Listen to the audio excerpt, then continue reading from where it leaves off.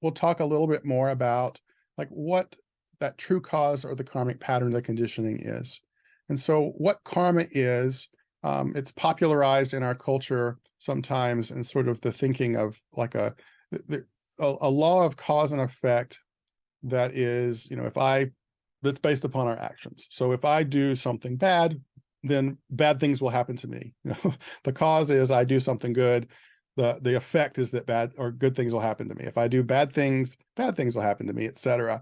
And so there is a grain of truth to that kind of idea of the cause and effect part of it. But the part that's been layered on top of it, especially in the Western culture, and actually I've observed it even in Eastern cultures in India, where there is a similar kind of way of thinking about it, is that we have superimposed kind of a Western concept or a Christian concept around like sin and punishment and reward, that we kind of imagine that we are being rewarded for doing good things or we're being punished for doing bad things. And when we start to look at karma, which does translate as action, when we start to look at it from its truer, deeper perspective, it is it doesn't have any sense of judgment about it. It's not punishing people or rewarding people. It is a cause and effect of, like any other universal law that exists. For instance, there's a universal law within our experience of the world that we call gravity. Gravity functions the way that it functions. It, keeps us, standing on the earth for the most part. But if you accidentally trip off of a ledge or a cliff and you fall to the earth, into this, out of this new space and into the earth, we would not stop and think that gravity punished us, because we fell off the ledge. We would just say gravity did what it did. Like we expected everyone to fall if they jumped off the ledge. Like that's how it's going to work. And so the same kind of thing happens with karma, in that it's really just doing what it does. It doesn't have a judgment about it. But what happens is the experiences that we have in the past, the actions that we take in the past, create what I think of as vibrational seeds.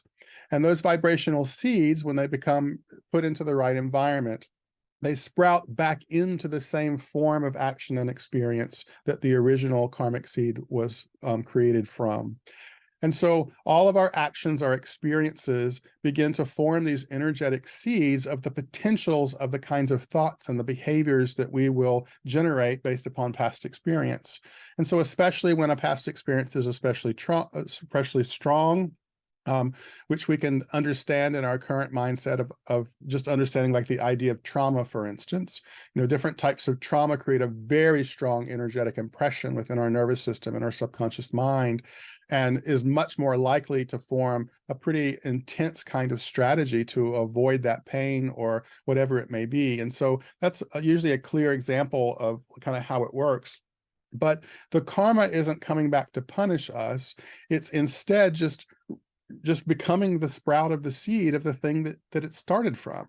Like it fell off the fruit of a particular experience, it forms a seed, and now it's just creating more of that experience, but it's not judging us. It's just giving us back the experience. So that's the sort of a quick overview of what karma is. And in the tantric teachings, there's a lot more nuance to that process. We can also think of karma in kind of a general sense as being similar to the modern day psychological concept of just, like childhood conditioning. Like there's an overlap between the understanding of those two things.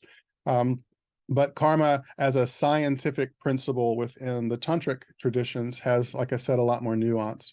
And so what it's not is it's not a system of punishment and reward. We want to get out of the idea of thinking like, oh, karma's going to get me, or karma's getting me, or karma's going to get somebody else because they're not acting right, they're not behaving right. We want to take those judgments off of it and just recognize it for what it is, which is this energetic programming code that starts to run through our nervous system and our body and our mind and our consciousness that produces particular thoughts that then move into particular emotions and particular behaviors and actions. And so when we recognize it from that perspective, then there's nothing really personal about it.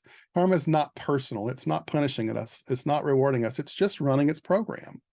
And so in order for us to create changes and healing, we need to find an effective way to start removing programs that don't work installing new programs that are more beneficial for us, more helpful for us.